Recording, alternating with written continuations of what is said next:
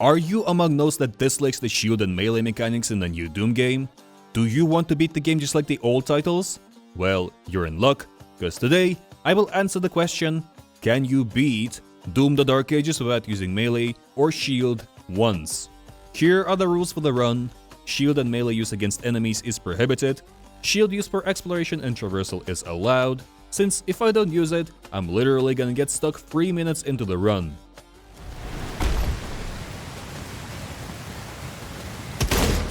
Executing Dazed Demons to regain ammunition is allowed, and finally, no major glitches.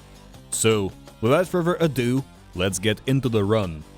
So, the first thing I did before moving into the run was rebinding the shield input to something I wouldn't have direct access to during an encounter. I then created a new save slot, started the run on Nightmare, got my trusty shotgun, and decided to leave the shield behind, since I'm not gonna use it anyways. The start of the level is simple enough. Shoot this, shoot that, and I ran out of ammo and had to reset. This time, being extra careful with my ammo usage and making sure to execute Dazed Demons to regain some of my ammo. Mind you, I still ran out of ammo and had to resort to using my body weight to eliminate the imp stalkers here, so yeah. The next arena with the Pinky Jockey thankfully had a lot of ammo pickups, so that was a relief. Soon after this arena, I got the second gun, the Shredder, which would be quite handy since I now had 2 ammo pools at my disposal. With the assistance of the current arsenal, I was able to finish the final arena, get to the turret section, and move to the next level. Shield guys were introduced here, and since I didn't have any kind of armor breaking weapons at this point, I had to resort to doing this nonsense pretty much. Besides that, I could now collect money to upgrade my arsenal. Stone imps were also introduced, and their resistance to weapons proved to be a problem during the start of the run, but the Impaler and the Chain Shot will be able to take them out easier later on.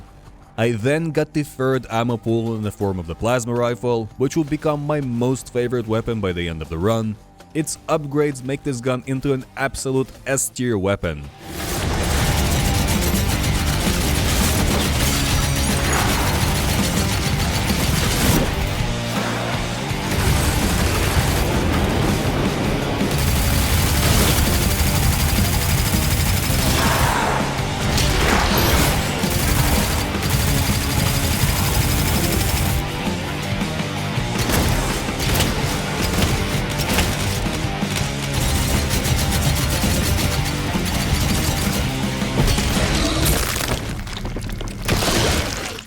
Next up, the first Atlan level.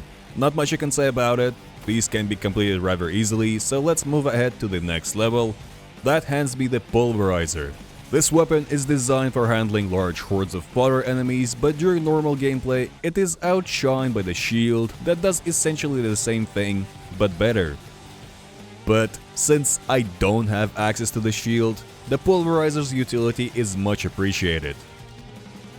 Moving on ahead, I got the Impaler. Its upgrades provide the gun buffs based on parrying and also replenish your melee with each subsequent headshot. Even though I'm not doing any of that this run, this weapon is still crazy good. Later on in this level, I would have to fight through this arena, which would drain all of my ammunition and leave me almost butt naked for the boss fight, but I would still upgrade my combat shotgun, max out the Plasma Rifle, and move into the first boss fight, which, thankfully, had plenty of ammunition scattered around the arena.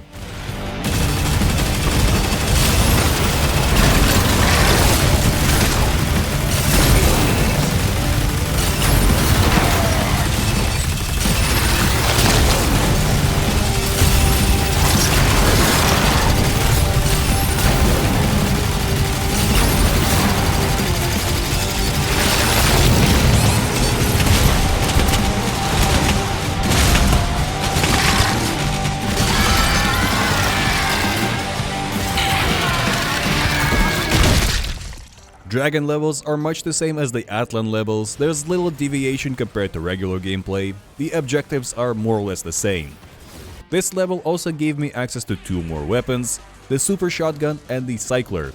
The specificity of the use of these 2 guns and the fact that they are best used together with the shield made it quite difficult to fit both of these weapons into the run's playstyle. So I ended up using both of these weapons on very rare occasions. Cyber demons also showed up during this level, and I was rather curious to see what the best way to deal with them would be without the shield, keeping them in this sweet spot where they are hesitant to shoot you but are also unable to land melee attacks, ended up being a rather intuitive way to dispose of them. Bursting them down at the start to get the glory kill on the turret arm was also essential to deal with them. Boss versions of the Battle Knights were a problem to say the least. They are very aggressive and really like to rush the Slayer down. To add insult to injury, they also have a ton of health, which made the first encounter rather difficult, but not impossible. And after dealing with this guy, I progressed to the final arena and finished the level.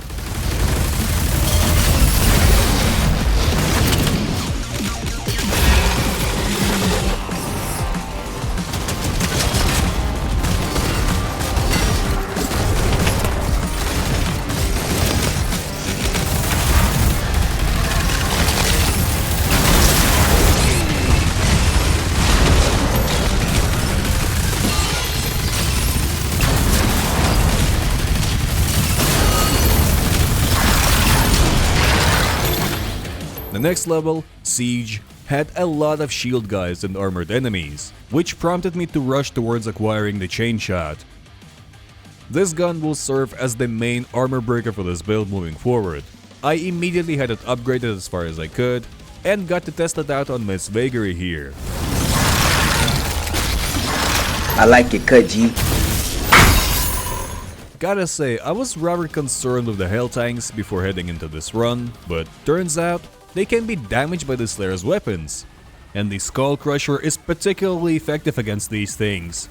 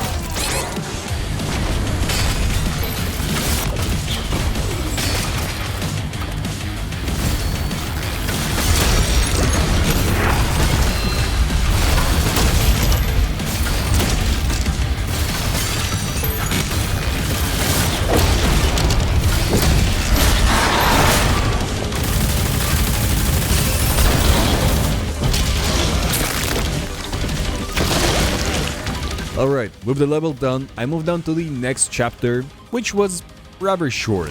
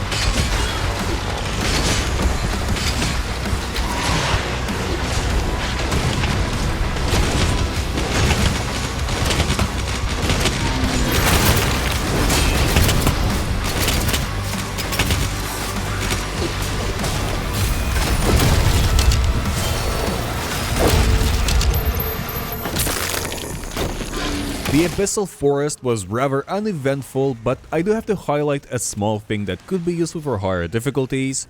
Whenever you're exploring, it's always useful to switch to the flare-up upgrade on the combat shotgun and farm some of the fodder demons for armor.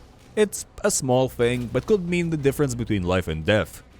The level ended with the Agadon Hunter boss fight, and let me tell you, I have almost lost my mind trying to fight this guy. Having to hear this voice line, "Warning, Agadon Hunter identified," for almost an hour made me lose my cool. Stand too far away, he shoots himself. Stand too close, you're dead. This guy for all intents and purposes is this game's marauder. But eventually, I was able to dance around this pillar and slowly dwindle his health away.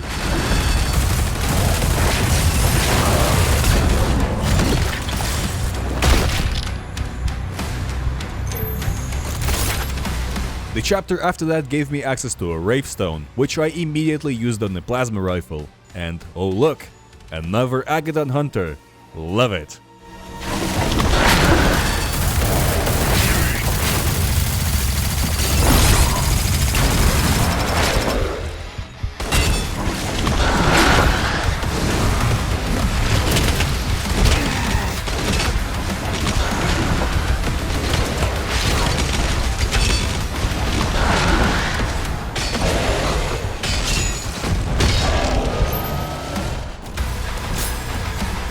With the level done, I moved on ahead to the next one, which takes us to Hell and grants the Slayer the rocket launcher, which would serve as the main long-range damage dealing option, demonstrated here by this encounter with 3 Mancubi.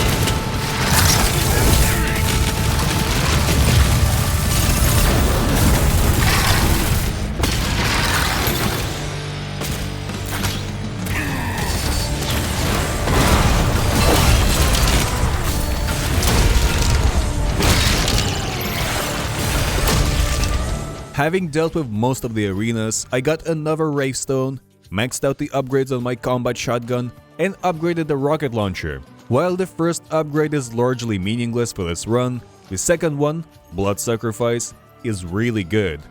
Having finished the chapter, I moved ahead to the next Atlan level that gave the Slayer an Atlan-sized shotgun to play around with. After destroying all of the demonic titans, I moved over to the ground section of this level and to the final arena.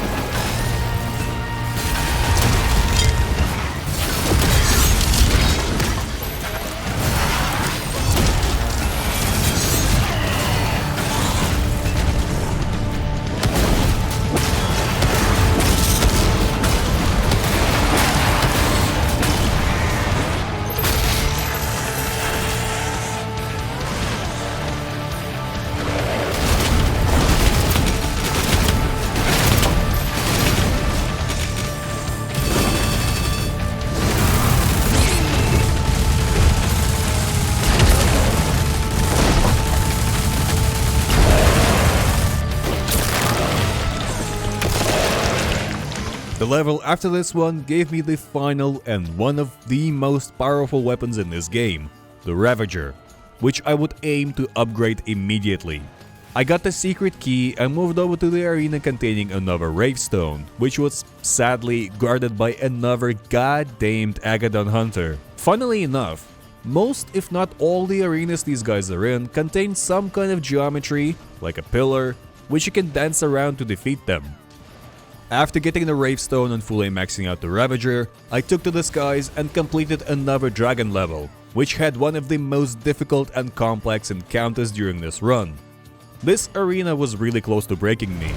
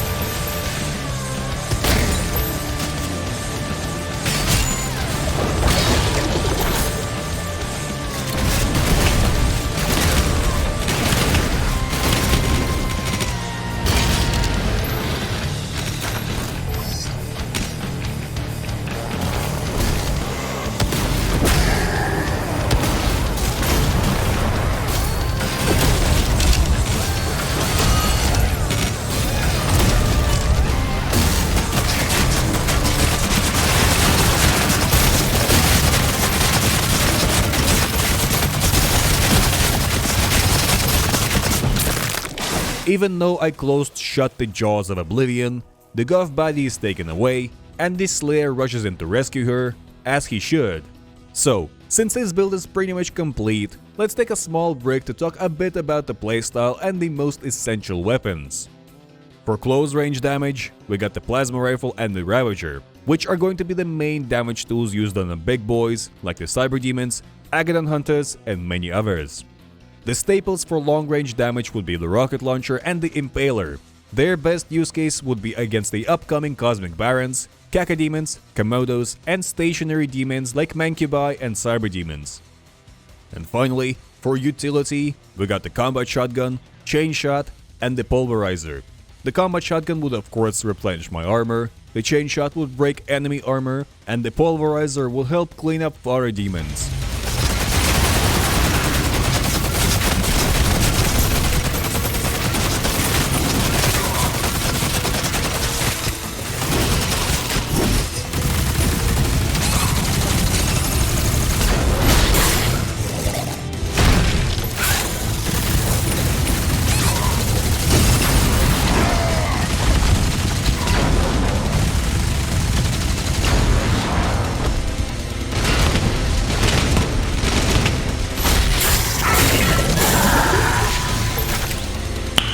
Nice. The Spire of Nerifel was generous enough to provide me with 2 whole Ravestones, which I used to fully upgrade the Pulverizer and the Chain Shot.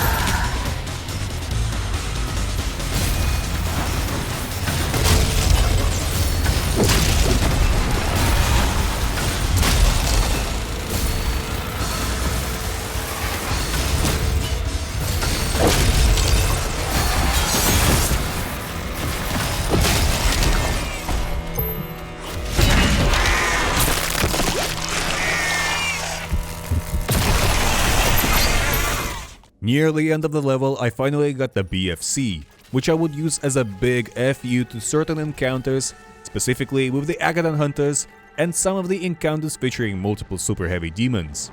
So, the Slayer releases the big boy from his prison, latches onto him, and travels to the next level that introduces the Cosmic Baron. The main tactic to use against these guys is to keep them at long range at all times, preferably barraging them with rockets from the rocket launcher. But if he gets too close, well, time to panic and jump around like a madman, hoping that some of his attacks miss you. By this time, you probably have noticed that I survive a lot of the encounters while at 5 health. Might seem suspicious, but this is a safety mechanic implemented by the devs that gives the Slayer a small window of invincibility for a short time that prevents him from dying. Thank you, devs. Very cool. The Acolyte gets introduced as well, but they aren't that big of a problem. I also got the Dread Mace. It's a cool weapon, I guess, but I'm not about that lifestyle.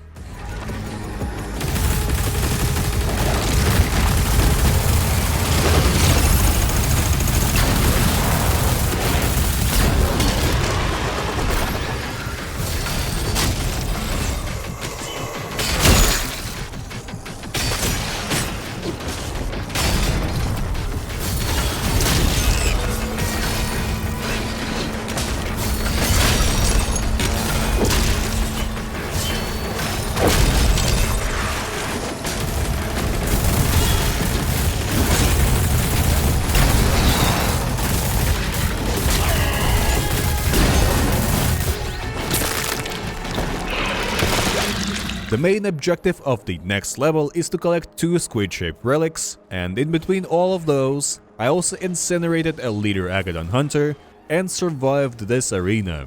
An absolutely essential skill to have in these games is being able to play around the environment you're in. I demonstrated that already with some of the earlier Agadan Hunter encounters, but as you see here, early on I noticed this megasphere. And I kept that in mind in case anything aggressive spawns in, like a Cosmic Baron for instance.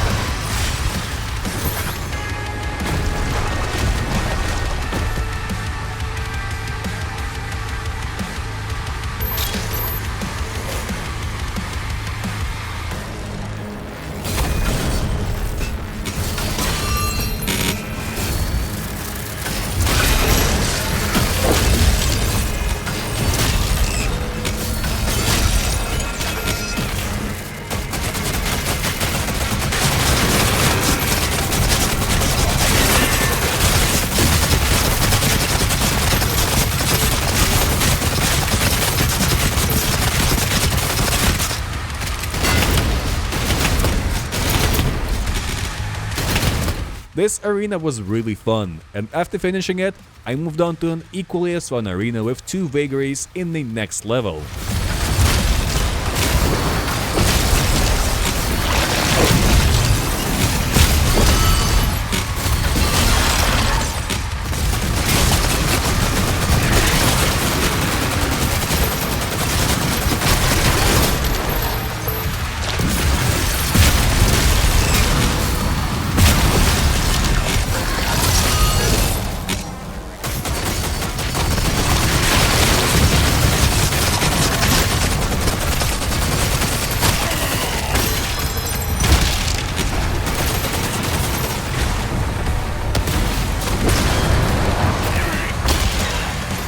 Alright, so Cthulhu swallows us, and in his innards is an arena with tons of enemies and weird geometry, which makes it one of the most difficult arenas in the game.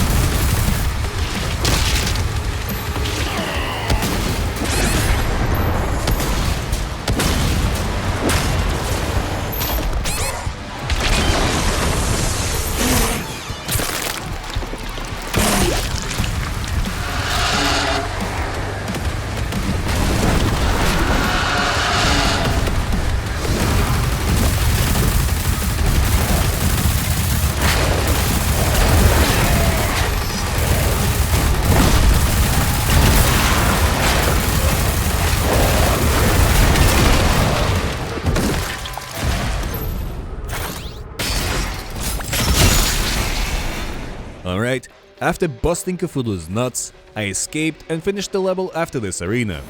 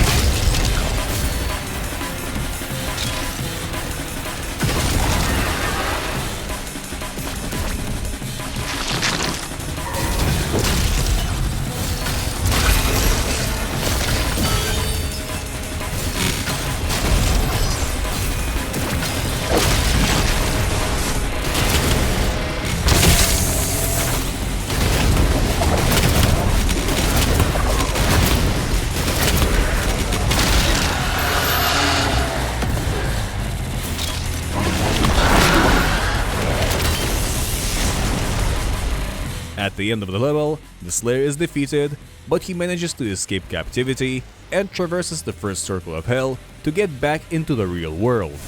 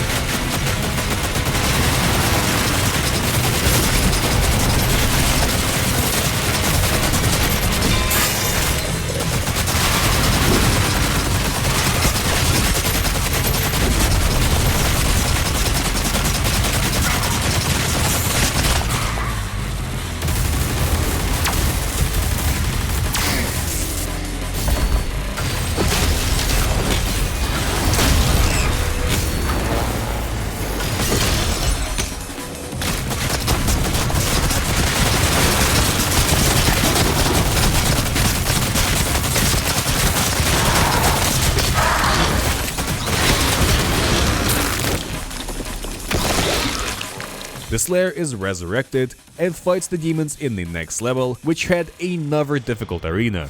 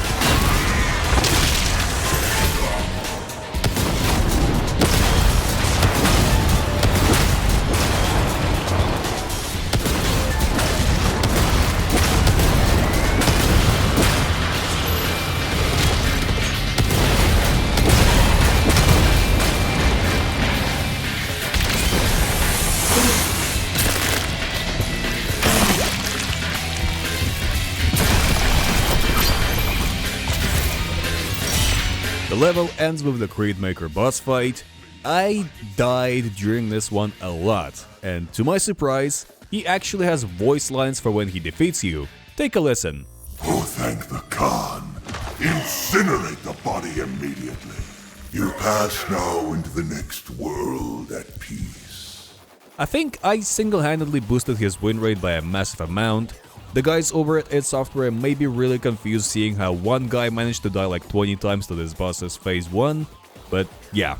Coming back to this guy, phase 1 is manageable on Nightmare without the shield and melee, I guess, but during his second phase he becomes for a while and can't even be damaged by the BFC. He also likes to do this one move where he shoots multiple undodgeable Hell Surge projectiles in a row, which he likes to do several times. At a certain attempt, he shot me like 12 times with these. You can block them with geometry, but at a certain point he will just whittle you down, so I did have to lower the damage done to the player to 50% to even be able to beat this guy. So this one is a roadblock unless someone thinks up of some insane strat to beat this guy with no melee or shield. Alright, penultimate level time. It opens up with another Atlan section that plays out exactly the same as all the other ones and ends with the Cthulhu boss fight, who goes down with little to no difficulty. Prince Asscrack, on the other hand, does not. Much like the Creedmaker, this guy has a lot of undodgeable attacks and he is super aggressive. After a few failed attempts, I just decided to lower the damage again just to beat him. He does have some attacks you can dodge without the shield, so theoretically it is possible to beat him, but you gotta get insanely lucky to pull that off. Anyways, he transforms and kills the Slayer's pet. I then dodge a couple of these priest thingies, bring down the Heaven's Wrath on Prince Asshat, and hunt him down in the final level of this game.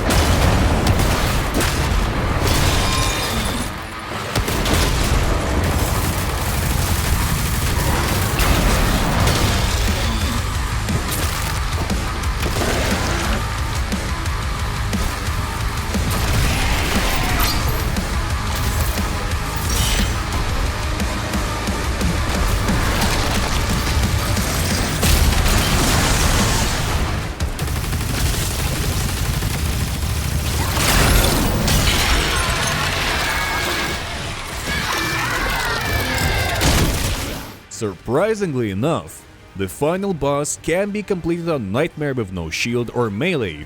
During phase 1, the duo boss is quite passive, allowing the rocket launcher to shine from long range, with the Ravager for up-close encounters when the daze bar is close to being filled up. During phase 2, however, Askrak regains some of his former aggressiveness, but is still rather easily taken out by the Ravager and rocket launcher combo.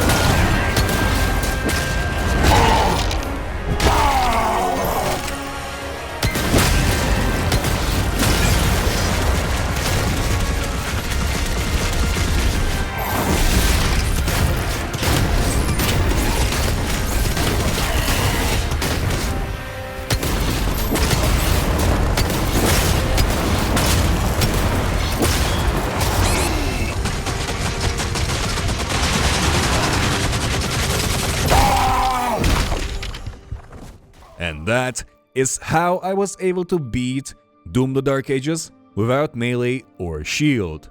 Well, for the most part. Phase 2 of Creedmaker and Empowered Askrak throw a wrench into that statement, but oh well.